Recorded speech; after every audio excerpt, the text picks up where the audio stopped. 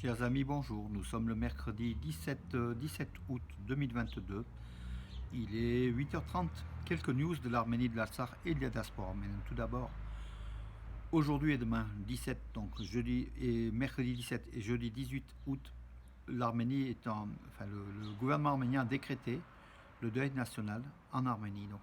Donc suite à la catastrophe, à l'explosion du marché du centre commercial de Soulmalou, dimanche 13h30 donc au bilan, donc le bilan ce matin, 16 morts et 2 disparus. Donc le nombre de disparus a baissé fort heureusement parce qu'il y a des personnes qui étaient portées disparues qui ont été signalées auprès des autorités arméniennes. Et c'est tant mieux, tant mieux. Donc 16 morts, c'est ce qui est terrible encore, et 2 disparus. Alors, l'Artsakh a également décrété donc 2 jours de deuil national aussi, comme l'Arménie. Donc l'Arménie et l'Artsakh, aujourd'hui et demain, sont en deuil national pour ces victimes pour cette catastrophe qui semble être l'une des plus terribles catastrophes de la République d'Arménie indépendante depuis 1991. Il y a eu un avion qui est tombé au large de Sochi il y a quelques années aussi. Il y a eu quelques cas quand même, voilà, mais bon, c'est un fait marquant. Cette explosion du centre de Soulmalou est quand même terrible et ça va laisser des traces dans la mémoire arménienne, en fait divers bien sûr, de cette tragédie que vit aussi le peuple arménien, les familles des victimes, et notamment le cas, bon, parmi d'autres victimes, le cas de cette jeune femme de 28 ans, donc Sidra Pichachadelian, 28 ans, enceinte, qui est morte dans l'explosion avec son enfant de 4 ans, également sa sœur.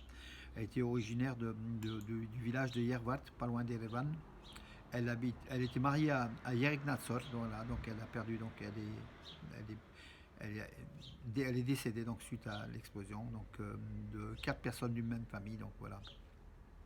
Et puis le cas aussi de ce jeune soldat qui était revenu de la guerre de 44 jours de l'Artsakh et qui travaillait au centre Soulmalou et qui est mort aussi suite à l'explosion. Voilà.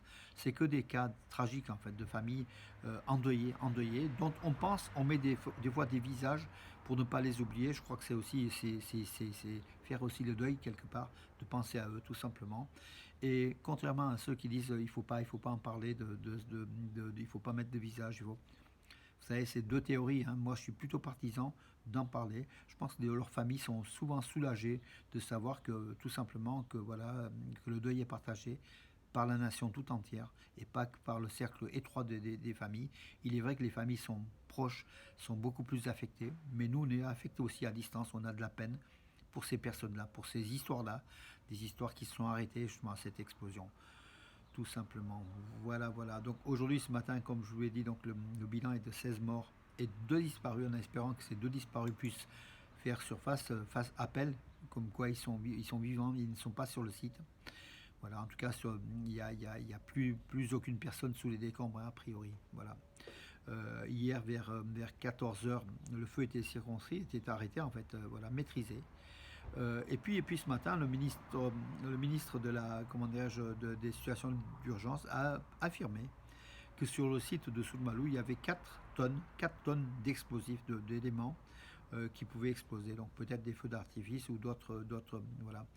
On pense plutôt à une origine accidentelle que criminelle, que terroriste. Et c'est peut-être tant mieux, donc voilà. Et puis, mais bon, le résultat est pareil, hein, mais ça veut dire aussi que l'Arménie n'est pas menacée par des attentats, pourrait, mais n'est pas pour l'heure menacée par des attentats terroristes, hein, donc voilà. Et puis bon, vous savez, cette personne qui téléphonait pour un attentat donc dans le métro d'Erevan ou même dans des églises, partout, qui terrorisait l'Arménie pour avoir placé des bombes, enfin c'est ce qu'elle disait, hein, au téléphone. C'est une personne qui a priori, la police arménienne l'a arrêté, du quartier de Mouche, à Kubri. C'était un homme de 63 ans qui s'amusait à appeler comme ça, donc voilà, pour faire régner la terreur de Gumri, hein, voilà. A priori, c'est donc le cercle des menaces, enfin des menaces d'attentats, donc est terminé. Donc voilà, c'était en fait des fausses alertes, hein, tout simplement. Alors, le ministre, oui, je l'ai dit, donc, j'avais dit donc, qu'il allait rencontrer le ministre de la Défense, Soulen Babikian, a rencontré donc hier son homologue russe, Sergei Shoigu. Ils ont discuté donc des soldats de paix en Artsakh, de leur mission dans le détail, et puis de ce que l'Arménie désire, de ce que, dans l'ensemble, satisfaction donc des deux ministres, hein, donc voilà. Et puis bon, tout va bien dans la coopération militaire arméno-russe. Voilà, le ministre arménien de la Défense est aussi à Moscou pour participer à une exposition d'armement, en fait, Army 2022, pour acheter aussi des armes. Hein. L'Arménie va équiper son armée de toute façon, hein, voilà. Ce qui est indispensable. Voilà mes amis, écoutez, j'en ai donc autour de ces deux thèmes en fait, hein, voilà, j'en ai terminé.